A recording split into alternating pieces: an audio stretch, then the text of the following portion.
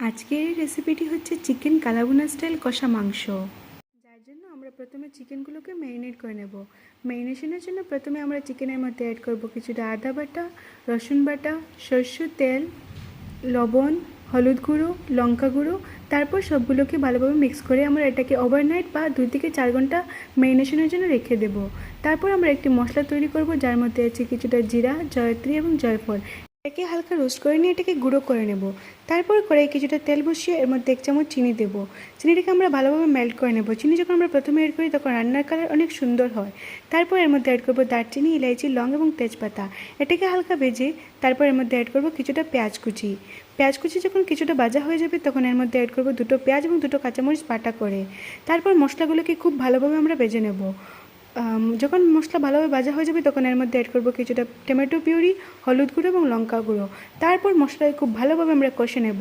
মশলা আমরা যতটা কষাবো ততটা রান্নার স্বাদ অনেক বাড়বে।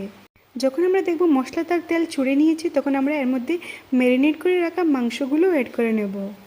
তারপর মশলাগুলোকে মাংসের সাথে খুব ভালোভাবে মিক্স করে এটাকে আমরা ঢাকনা চাপা দিয়ে কিছুক্ষণের জন্য রেখে দেব। কিছুক্ষণ পর পর ঢাকনা সরিয়ে আমাদের এটাকে নেড়েচেড়ে দিতে হবে যাতে মশলাটা জ্বলে না যায়। আর আমরা রান্নাটা পুরোপুরি লো ফ্লেমেই করব। তারপর এর মধ্যে লবণ অ্যাড করে এবং আমরা যে মশলা তৈরি করেছিলাম সেই মশলাটাও অ্যাড করে চিকেনটাকে মশলার সাথে খুব ভালোভাবে মিক্স করে নেব। তারপর এর মধ্যে আমরা চায়ের লিকার অ্যাড করে নেব, যেটা আমরা প্রথমে থেকে বানিয়ে রেখেছিলাম। তারপর সবগুলোকে ভালোভাবে মিক্স করে এর মধ্যে অ্যাড করব গরম মশলা এবং 5 মিনিটের জন্য কুক হতে দেব। তারপর তৈরি হয়ে যাবে এই মজাদার রান্নাটি।